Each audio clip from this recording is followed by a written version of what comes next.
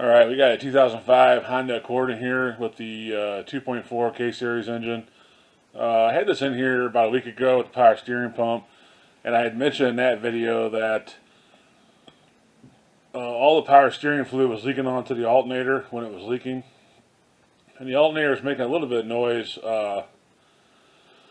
when that was going on. It was worse when it was cold out. It's starting to warm up here in St. Louis a little bit, but we're still having quite a bit of noise coming from the alternator. And she said that the battery light came on a couple times, would flash on and off. And anyway, the noise is back now, and I'll turn it on and see if you can hear it. Not sure how well the camera will pick it up, but we'll give it a shot.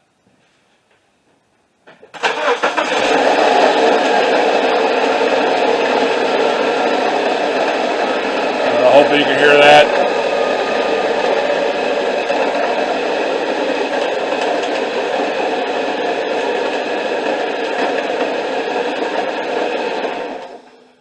Best way I can describe it in person is it sounds like a blender is blending up ice, chopping up ice. And there's a few ways you can kind of isolate. Sometimes these noise problems are kind of hard because it'll travel through the harmonics and stuff. Will travel through and makes it hard to pinpoint. The reason why I think it's the alternator is number one, the battery light comes on and off. I know from working on this car, the fluid was leaking right off the alternator. It was extremely saturated with power steering fluid. We fixed that. I told her alternator may or may not go out, and anyway, the alternator is still working, but it's making a lot of noise. And the other thing you can do to isolate the noise sometimes is take a screwdriver or some kind of blunt object and just stick it up against the different things on front of the engine and put your ear against whatever it is that you're using. And I put this against the air compressor, and I didn't hear much. I put it against, I didn't put it against the power steering pump because that's brand new. But as soon as I put it against this alternator right here in the middle, it sounded, you could tell right away, it sounded like I said, the closest thing I can explain it to would be like ice in a blender. It's the bearings in the alternator are shot, and that's just making all the noise. So that's one way to isolate noises. It's not a guarantee thing. Like I said, sometimes the noise will travel through and stuff, but it's real obvious on this one. That's what it is. So what we're going to do in this is replace the alternator. First thing we'll do is disconnect the battery, 10 millimeter, and take that loose. And then we'll take this belt off and start to get to this alternator. It's a pretty easy one to change, so it shouldn't take that long. And if you've never changed an alternator, this is a good one to do because it's actually pretty easy to get to. So first thing you'll do is take off your negative battery cable right here, 10 millimeter, loosen that up, remove it, and then we'll go back to this side here and we will take the belt off first, and then we'll start taking the alternator off the engine itself. Alright, so this AC line's kind of in the way here of the camera, but you have 3 bolts. You got one on the top, 2 on the bottom, 12 millimeter. And I've already went ahead and disconnected the regulator connector. You don't have to do that right now, but it's just to push in. You push it in, pull it. I still have the other one connected. I'm going to just take that loose once I get the alternator out or get it free. So you got the 3 bolts, and go ahead and take those loose. Those are 12 millimeter.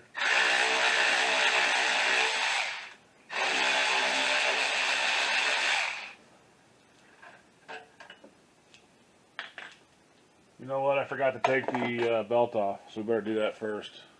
Getting ahead of myself here. So let me get the tools to take the belt off. I believe it's I think it was 17 or 18 millimeter on the pulley down there. Let me get the tools real quick. I'll let you know. Alright, so I was way off. It's actually 14 millimeter. And then on Honda, the hood prop here is kind of in the way, depending on what tool you use. I actually have a serpentine belt tool that I use, so I got to kind of move that out of the way. I'm just going to pull forward on that tensioner. It's 14 millimeter, and then just grab the belt and pull it off from the power steering pump. And then Put this prop back where it belongs so I don't hit myself in the head. Alright, now the belt's off. Now we can go back taking those 3 bolts out. So anyway, we'll pick it back up. We got 2 in the bottom we gotta get loose. Alright, just to make it easier to get to, I have a stubby extension, a 3-inch extension, and a regular socket. I'm just going to use a hand ratchet right now to break them loose, and then I'll get the Milwaukee down there once they're loose. It's kind of it's not real tight, but with the Milwaukee, sometimes it's much tighter than it is with the regular ratchet.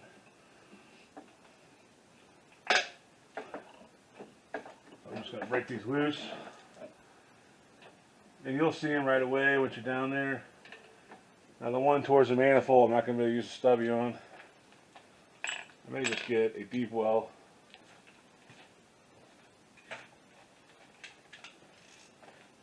Without any extension on it. Try that, which that'll work. Like I said, this is a very easy alternator change. We'll see. Now that I got them loose, I'm just gonna try to get the Milwaukee in there. Zip them out. Sometimes it's easier said than done.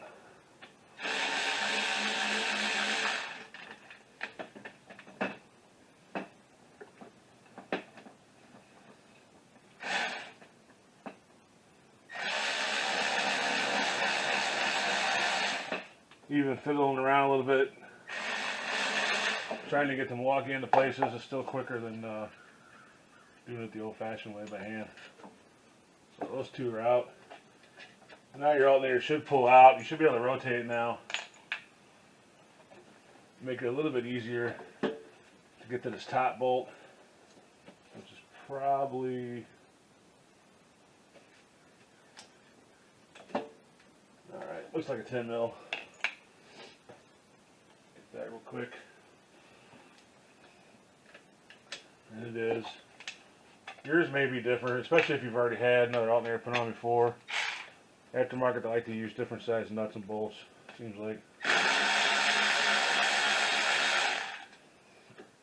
Especially on suspension parts. Drives me crazy. Tie rod nuts or ball joint nuts. They'll change up the size on it. So with a little bit of finagling, this should come out. Right now I'm stuck.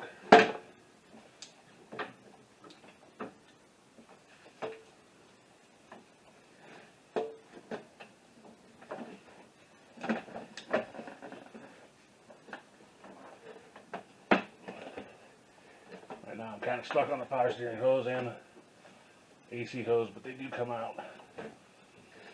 My light's in the way also.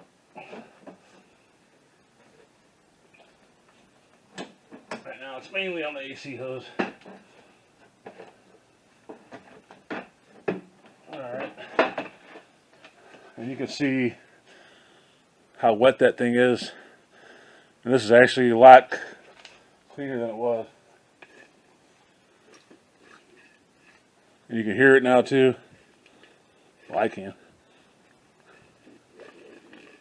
You can hear, hopefully it's picking that up. You can hear it just spinning it manually.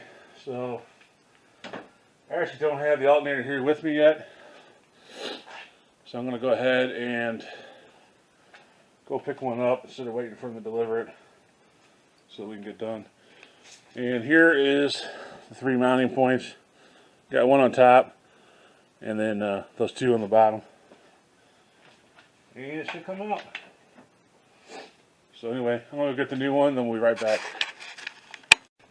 Alright, I just set the alternator down in there and getting ready to hook up the electrical connection for 10 mil on it. I don't have it bolted in yet or anything, I just got it laying down in here about where it's supposed to be. And we'll go ahead and put that 10 millimeter nut back on.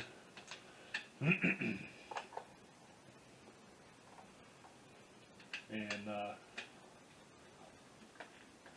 get the alternator lined back up.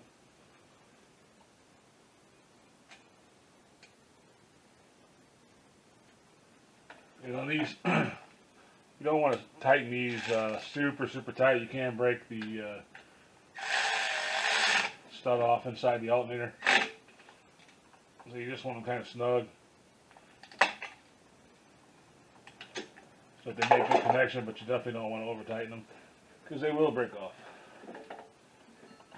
So now I'm just going to line it back up and start those 3 bolts. Got the real long one that goes on top. Just kind of got to work with it a little bit.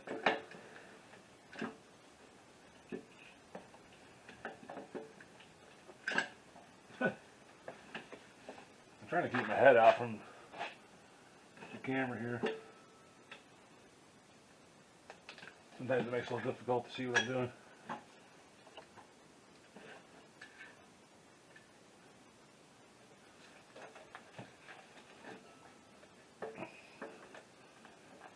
Alright.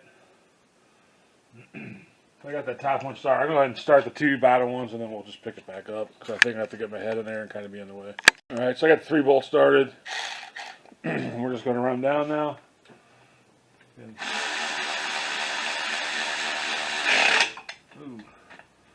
get them snug. Now I usually go over retightening it a little bit with regular ratchet. Mulkey's good, but it's not.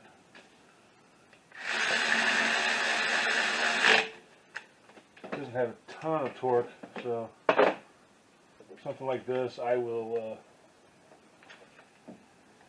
go back over it with a regular ratchet.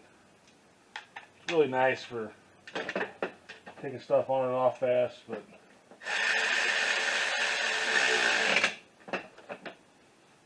it does get it pretty tight. Just depends on what you're doing. With this, I'll go back over with my regular ratchet real quick. Just make sure that it's, you know, nice and snug.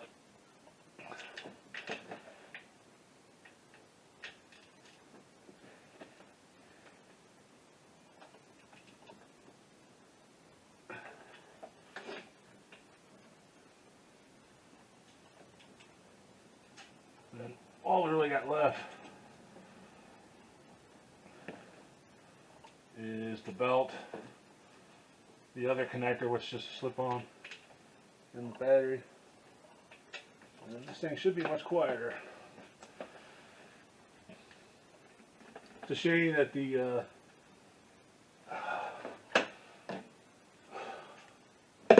alternator went out that way, because the alternator still worked. The battery like this flashed on once or twice, but only for a few seconds. You got this connector here, you just kind of plug that in, push it into, you hear it click or snap. I heard it snap. So we'll put the belt on next, and then be almost done here. Yeah, it's a shame, because on these Hondas, and this even on the older engines, the power steering pump's mounted so high, if you let a leak go too long, you'll end up destroying the alternator. And I know from working on this car for the last couple of years, that leak had been going on for at least a year, and I kept telling her about it, and for whatever reason she chose not to fix it, so it ended up costing her the alternator in the end.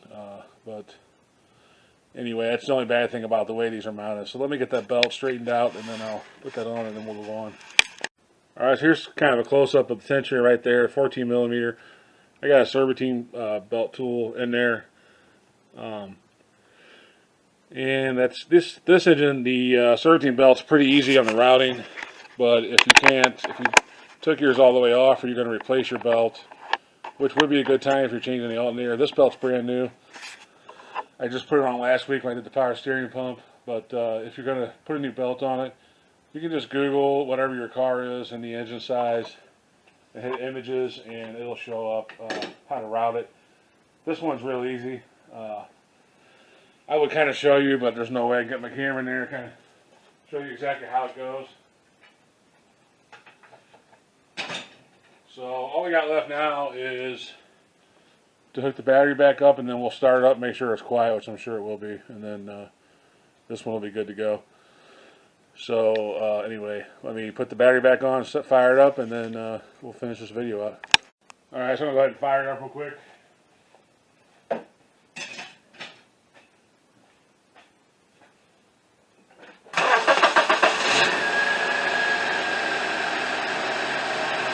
And there we have it.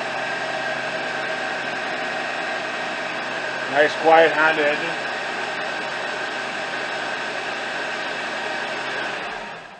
So I'm just going to check the belt routing again real quick, make sure the belt's not doing anything weird, which it's not, doesn't look like it is.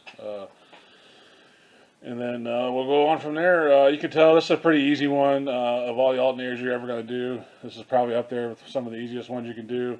And you can save yourself quite a bit of money, you know, if you do this yourself, take it to the shop if you know you have a bad alternator. All you need is basically just a basic socket kit, 12 and 14 millimeter. And 10. Honda uses mostly 10, 12, and 14 mil. So if you have those three sizes, you can almost do anything on a Honda. So anyway, that should wrap it up on this one. Save yourself some money and do it yourself if you have the basic hand tools. And just remember to take your battery off before you take the alternator off, and make sure that the battery's still disconnected when you put it back on, and then do that last. So. Anyway, I guess that's it for a 2005 Honda Accord. All these K-Series engines are pretty similar, pretty close to the same. So, depending on the year, you could even have a CRV. It's all going to be about the same. So anyway, thanks for watching, and as always, God bless.